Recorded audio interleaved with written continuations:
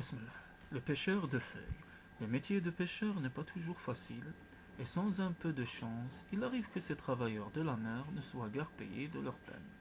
Ainsi, un brave père de famille de la côte adriatique, proche de la pointe de Samana, avait-il bien du mal à nourrir ses 5 enfants. Jamais la pêche n'était vraiment abondante, et il arriva même un moment où il restait 10 jours sans prendre le moindre poisson. Tout cela est très injuste, disaient les gens de son village, car il est le plus travailleur et il connaît son métier mieux que personne. On le plaignait beaucoup, mais comme tout le monde était pauvre, personne ne se trouvait en mesure de lui venir en aide. Ses enfants avaient faim, et sa femme, qui n'était pas très solide, ne pouvait que laver un peu de linge pour gagner de quoi acheter du pain. Le brave homme eut bien fait un autre métier, mais il ne trouvait pas d'embauche. Et puis parce qu'il aimait la mer, il espérait toujours qu'elle finirait par se montrer généreuse avec lui.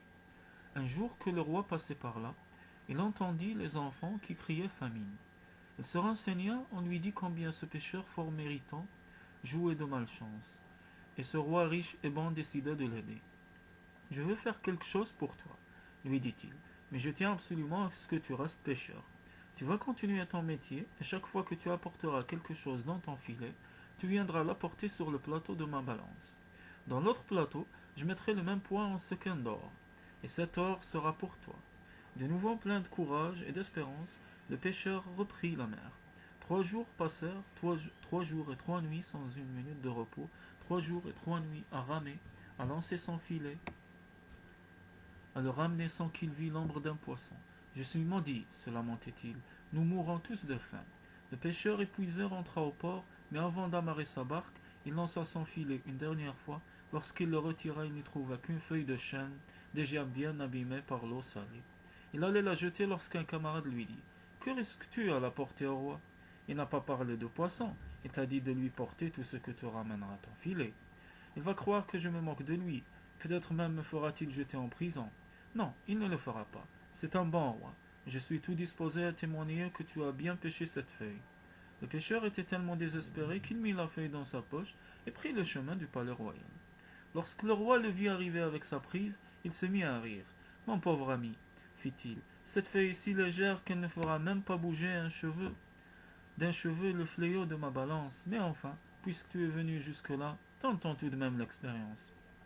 Le pêcheur posa sa feuille sur le plateau, qui tomba comme si on l'eût chargé de plomb, et le trésorier du roi commença de poser les sequins sur l'autre plateau. À haute voix, un secrétaire comptait: 1 sequin, 2 sequins, 3 sequins.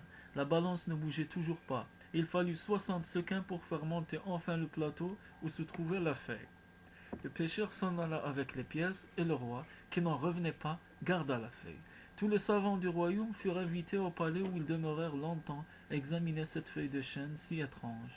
Ils se livrèrent à toutes les analyses que la science pouvait permettre. Et en fin de compte, ils furent bien obligés de reconnaître que cette feuille n'avait d'autre particularité que son poids. Bien entendu, le pêcheur que l'on soupçonnait de magie fut interrogé. Les enquêteurs, qui étaient des juges honnêtes, déclarèrent qu'il était beaucoup trop naïf pour être magicien. Lui-même ne savait rien, il ne pouvait rien savoir, car il n'avait pas assez de mémoire pour se souvenir des moindres détails de sa vie d'enfant.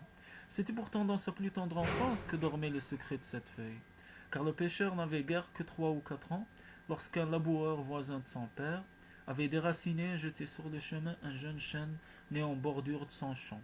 L'enfant l'avait ramassé, ce tout petit arbre, et l'avait planté en un endroit où personne ne cultivait le sol. Reconnaissant, le chêne, qui avait grandi en toute liberté, avait saisi cette occasion de remercier celui à qui il devait la vie, et sans doute parce qu'il détenait le pouvoir de conjurer le mauvais sort, il s'arrangea pour que le pêcheur ne retire plus jamais de l'eau un filet vide.